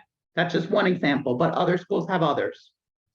Undergraduate programs have 4 years of study, which is a bit longer than the European or UK schools. That is true because, as Matej and Eric both mentioned, your first year is, you know, you're taking generic classes, writing courses, language courses, things like that, that don't necessarily have to do with your major. In fact, as I'll get to this next point, you don't really need to pick your major until the second year, your sophomore year of study. In fact, this is also a technique that we use to help students apply to schools, because when sometimes they want to apply to a really competitive major, let's say economics at the University of Pennsylvania, for example, their application is going to be considered with a bit more, with a closer look than if they were to apply undecided, for example. Undecided means that you don't pick any major until later on in your studies. So the application in the United States has different steps. The first and probably most important step is, most important step is getting started, but the SAT exam. So this year for international students, 2023, the digital SAT is being introduced, which is a very big change. Currently I'm tutoring many of our students with this new test, and they'll be taking it next month in the beginning of March. You usually take the SAT your junior year of high school. So the year before you start your application. You start your application in the beginning of senior year, or over the summer going into senior year, your fourth year of high school study. However, SAT preparation is really important. It's not, the SAT is not a knowledge-based test, it's an aptitude test. So it's not like, memorizing some things or, learning how to copy a formula. It actually takes a lot of preparation. You have to know how the test is before you take it. So preparation is mandatory, it's required. Then once you get your SAT scores, we at Upgrade have a lot of resources to help students pick universities in the United States. So of course, people know the Ivy League schools, they know Princeton, they know Harvard. They also know MIT and Stanford, which are actually not Ivy League schools, but are top ranking schools. And then maybe they know some other names like University of Texas, University of Florida, or University of North Carolina. But lots of schools are out there, and lots of schools are very generous with financial aid for international students and also offer scholarship opportunities, which is something we'll talk about a bit later. So can I just interrupt you for a second, Yeah. Christian? We have some questions. So from Linda, she's asking if the SAT is a necessity for studying at an American university. Okay, so this is a very good question. So right now, the SAT for many schools is optional, okay? Now, what does that mean? It's optional, but they want it for international students. They want it for international students to see that they are on par with the American students that are attending, okay? And most international students do take the SAT and put that in their application. Now, if an international student applies without the SAT, it reflects poorly on their application. So all the time, I suggest all my students apply with their SAT scores. Now, again, there are always exceptions and there's always nuance in this. If a student has a really bad score, is not a good standardized test taker, that's okay. And maybe they have a really good GPA. Maybe that's a case in which they don't apply with their SAT. But overall, I say, definitely take it. And with good preparation, it's possible to do well on it. I had students who just a month ago, 2 months ago, out of 33 questions, were getting 23, 24, 25 wrong. And now after 2 months of preparation with us, they're getting 24, 25, 26 right. So, that's what I mean. Like if you prepare and you have a goal to get a decent score, it's definitely possible. Awesome. Thanks, Christian. Any other questions with that SAT related? Can I retake my SAT if my score isn't what I want? Yes, you can take the SAT as many times as you want. Of course, that costs money. However, and also, you're gonna have to sacrifice the Saturday morning.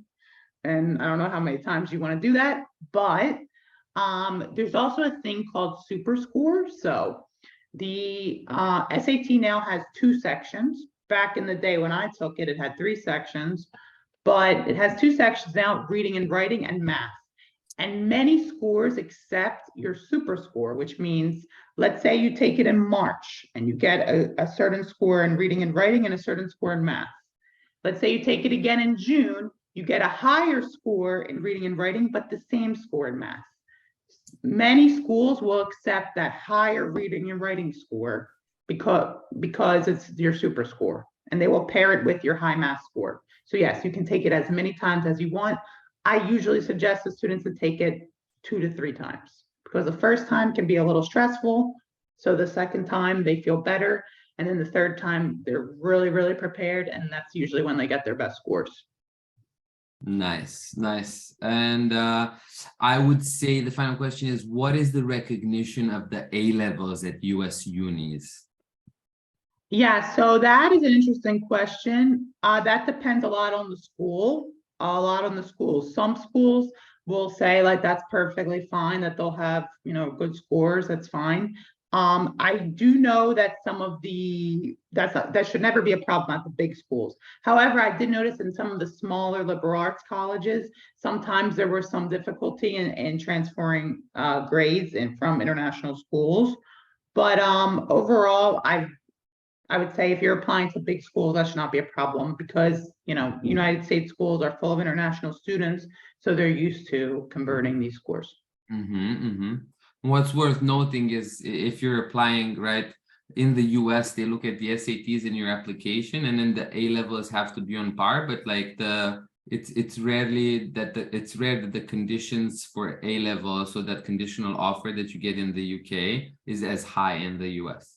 So Exactly. what I'm trying to say is that, if you feel like your A-levels are not your strong point, the US could be a good option if your SAT is very high, because once admitted with the SAT and the application, the A-levels just have to reflect your current level of academic work, so they cannot drop drastically. but you know, they're not used as much in the admission decision as in Europe or the UK. Absolutely, yeah. I totally agree with that. All right, I So think then, that's it. Mhm. okay, thank you, Magdalena.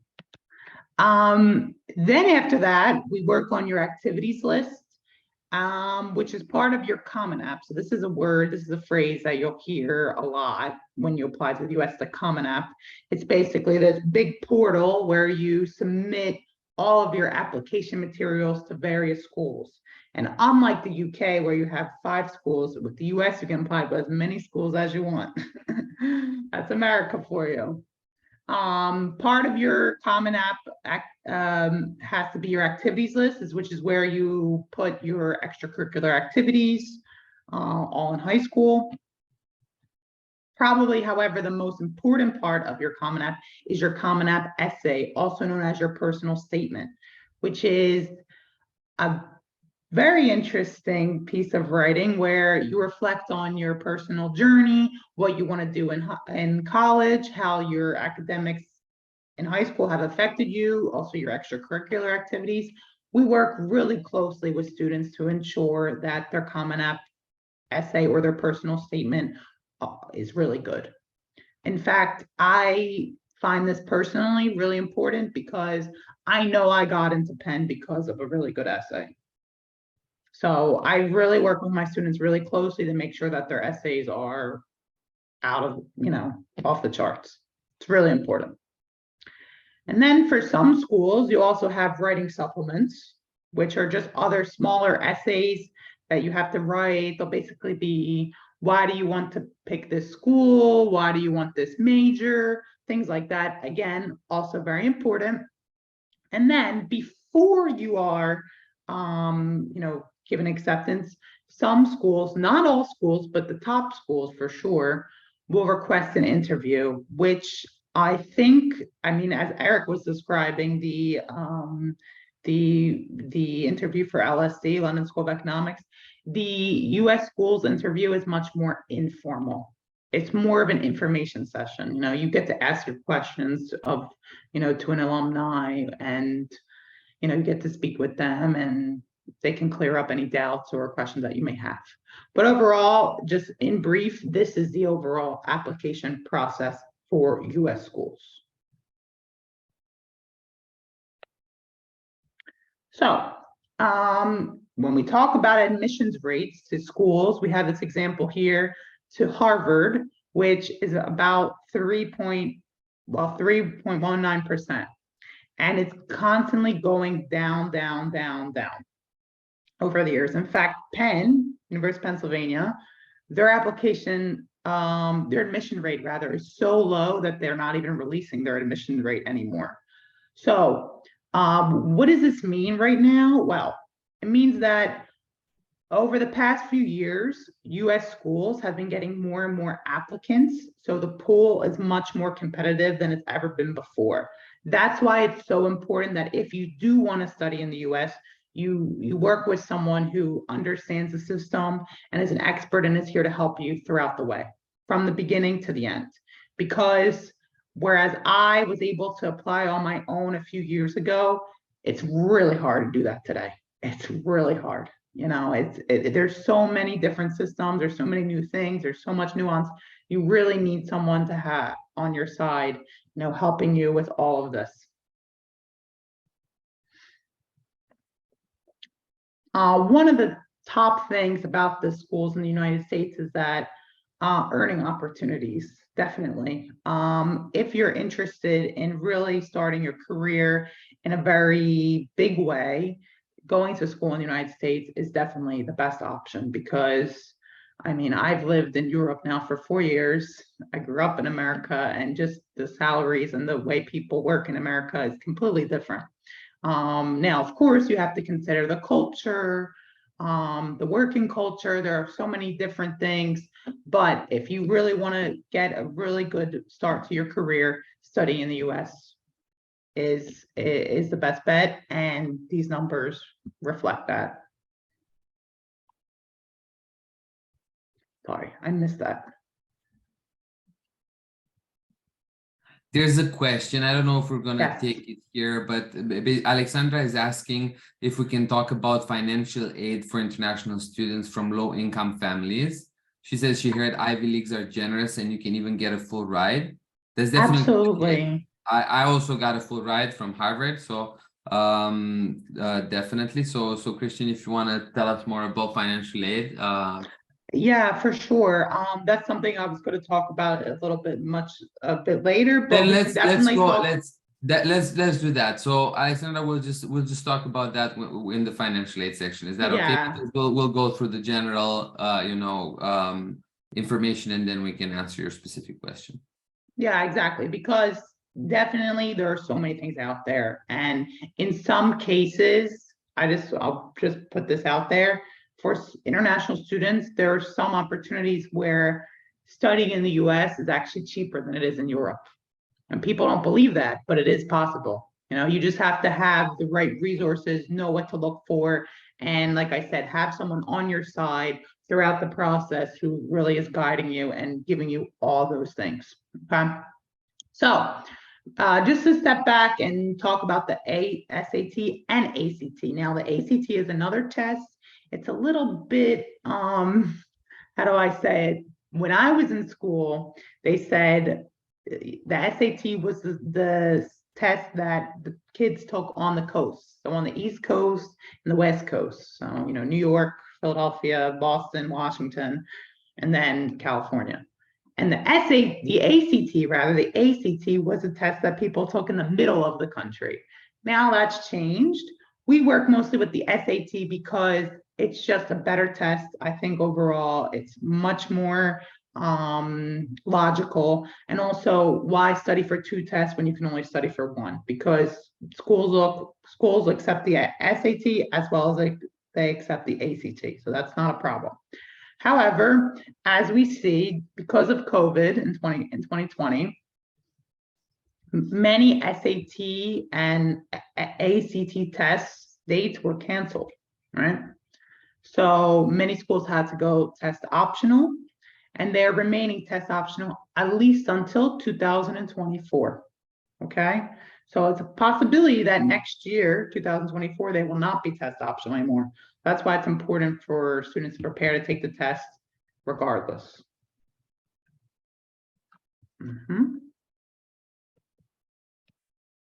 Sorry.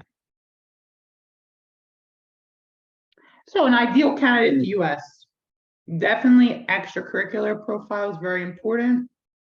Essays, SAT and ACT score, as Tino said, and this graph reflects that. Grades are important, but I would say that your high school grades aren't as important as your extracurricular profile and your essays. I've had students who had okay grades get into really good schools because they had so much else in their profile. So I want to reiterate that for US schools, the idea is to really have a very strong overall personal profile. And that's what we work on. Here we have two examples of some of our former students. Raresh, who is currently at Harvard, class 2025. Extracurricular profile is amazing. President of Student Council, produced facial masks for students back during the pandemic.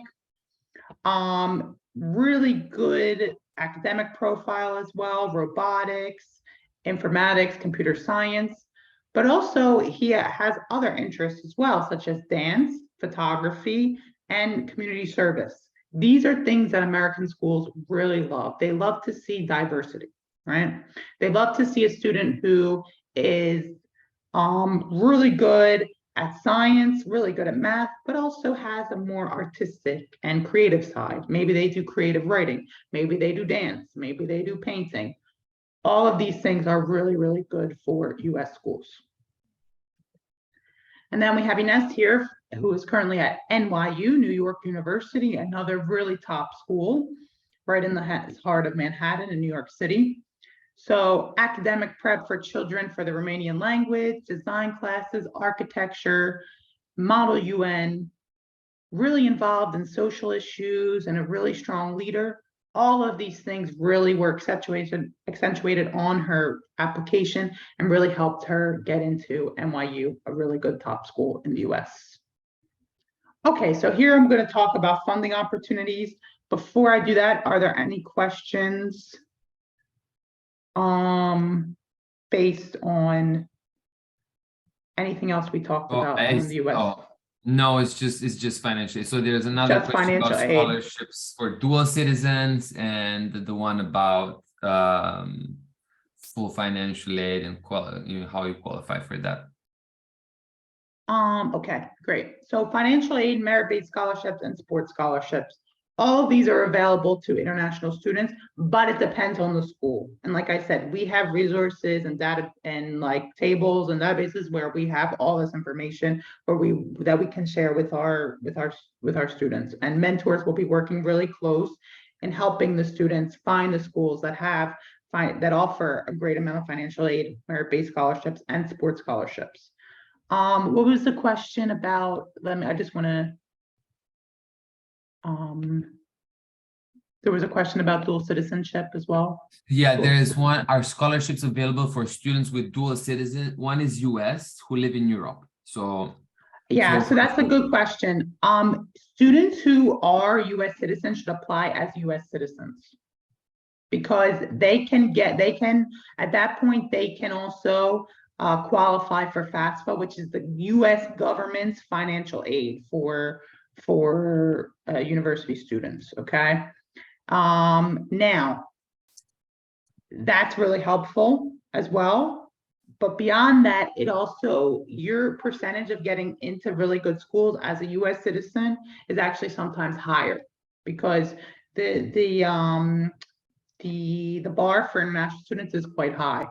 So as a US citizen, if you want to apply to, even if you live abroad, you should apply to schools in the US as a US citizen, without a doubt. I've had that experience before in Turkey where many students were US citizens, but had never lived in the United States. Maybe they had one parent that was born in America. Always apply as a US citizen. I saw another question here about rates as well, fees. Is that talking about the US? I'm answering that in writing Okay. so everyone can see it. Yeah. And then going back to Alexandra's question about Ivy League schools. Ivy League schools are very, very, very generous. In fact, one of the top schools that is good for international students and financial aid is Dartmouth University, which is a small school in the state of New Hampshire, outside of Boston, but it's a really good school for financial aid for international students. They also, a lot of these schools, now this is getting into a little more technical stuff with these schools, have very large endowments. And going over the next 10 years, a lot of these top Ivy League universities, but not only Ivy League, also Stanford and MIT and NYU and Georgetown, their goal is in 10 years to really be debt-free. Whereas students go there and they don't have to worry about going into debt. In fact, Dartmouth has been the first to do that. They're guaranteeing this as of next year. So these are things that you have to look at. I would say, though, something that's really important to emphasize, that with all of the funding opportunities in the USA, it's very, very school specific. That's why, again, as I said, it's important to have someone on your side who's able to delve through all of this information and work with you. Because it's not like the UK where, there's one system and you have, scholarships based on that. With the US schools, it's very, very school specific. Okay. Any other questions regarding financial aid? I guess there was this question about, did you answer that? The one about the full financial aid and so on? Did you answer it? Full financial aid for yeah, there was a person that said that they know that you can get one of those scholarships, full financial aid, and yeah, exactly. That's what I was going to say, though. Like the Ivy League in general, though, all the Ivy League schools, the hardest thing is getting in. Okay, once you get in, there are so many opportunities for financial aid and for merit scholarships. There are, especially for international students. Like it's not unheard of. Actually, it's quite it's very possible as an international student to get a full scholarship to an Ivy League school. If that's what your goal is, that's, but you have to know and be realistic with your scores and your overall profile, right? Mhm. That's the most important thing.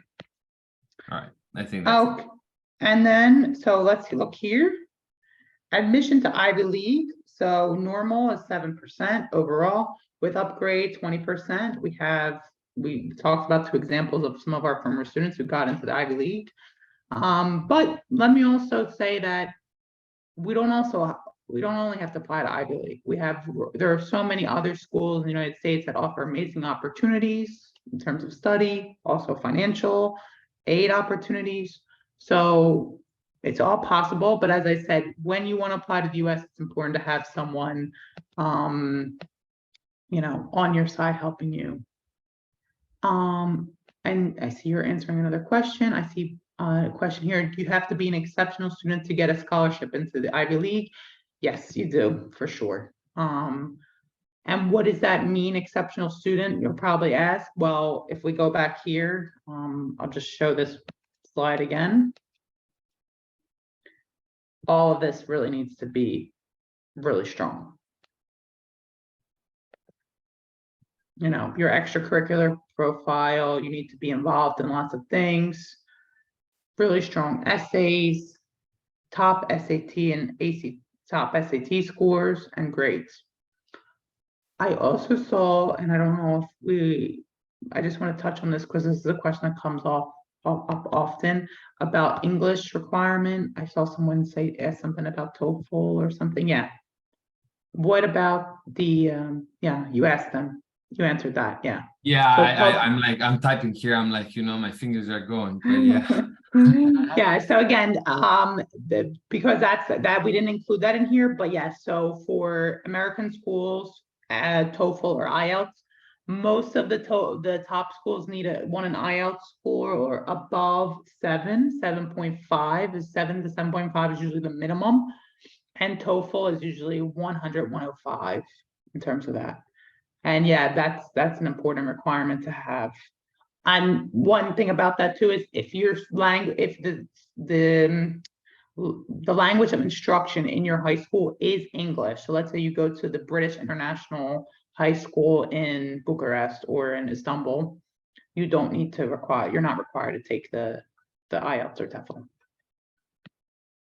But if you're at a normal or whatever normal, well, here I am all the way at the back.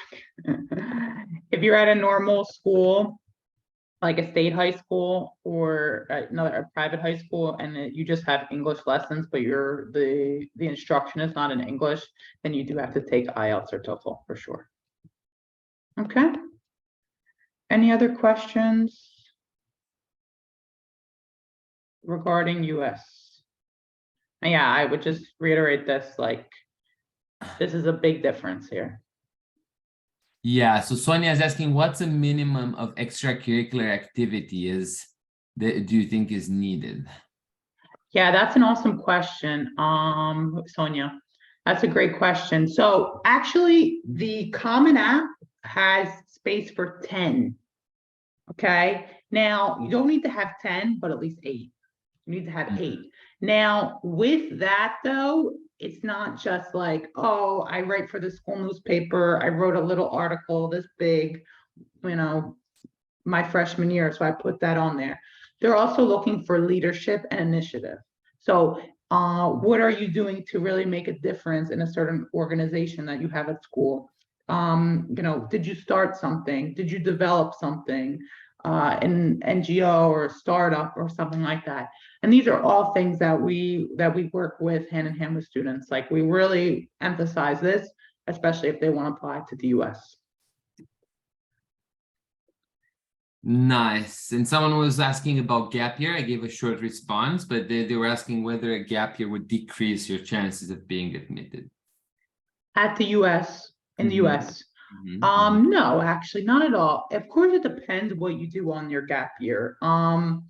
If you're just gonna sit in bed and watch TikTok and eat chips, I don't know. But there's a way, for instance, I actually know this for a fact that some students, some universities actually do suggest that students do gap years or gap semesters to really maybe hone in more on their focus, to understand their interests in a deeper way. So there's nothing wrong with doing a gap year. It's just you have to be smart about it. You have to know what you want to do.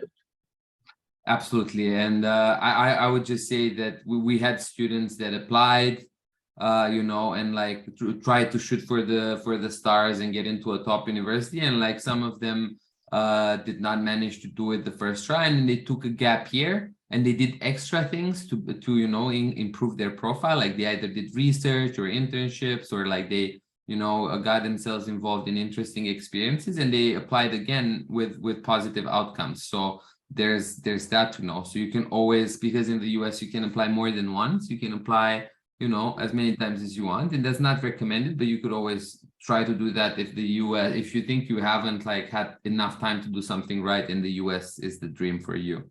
Yeah, totally. Another thing for like gap year is that you don't necessarily, if you want to do it for your own sake and not for admission, I you don't think know, that we can like hear you, chance. Tino. Sorry? Say again? Now, I didn't hear you. That's why I Oh. was a bit confused. Can you hear me? Can everyone hear me? I Yeah. heard you fine. Yeah. Might have just Oh, been. all right. that's good. That's good. Yeah. All right. So what I was saying, what was I saying? Oh, that gap years, you can take one if you want to improve your profile, and then that's one thing. But if you just want to do it for the experience itself, US universities allow you to defer entry. So you can apply, get admitted, and then choose to enroll the following year. So then you take a gap year, knowing that at the end of the gap year, you have a place at one of the schools. So that's also something to know. And now Lisa's asking, does knowing other languages except English increase the chances of getting into an American university?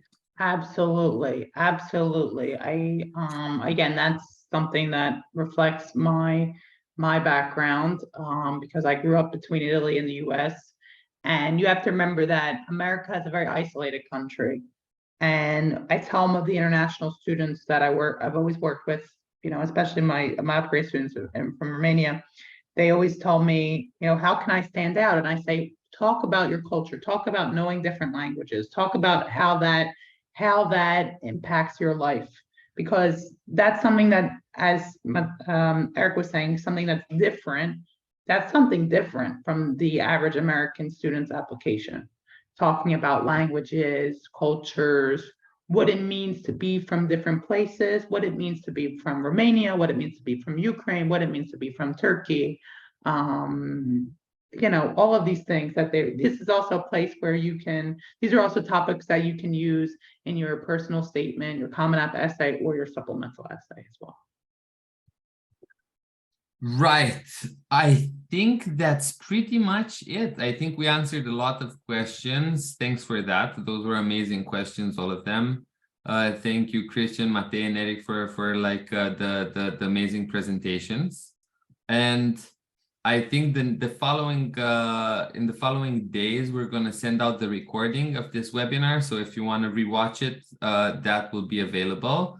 If you need more specific things answered, I highly recommend you join one of those sessions in which you will get a lot of value. You can end up with a list of universities that are specific to your target, to your needs and objectives.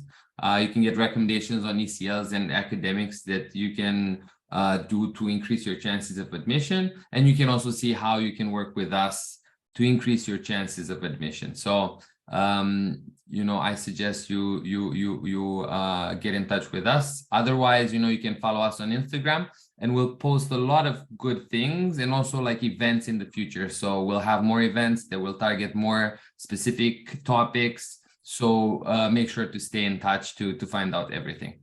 Thanks a lot. Thanks a lot for being here tonight, and hope to see you soon sometime, somehow in the metaverse. Yeah, thank you so much, everyone. Yeah, thanks. Bye. See you. Thank you. Bye. Bye-bye.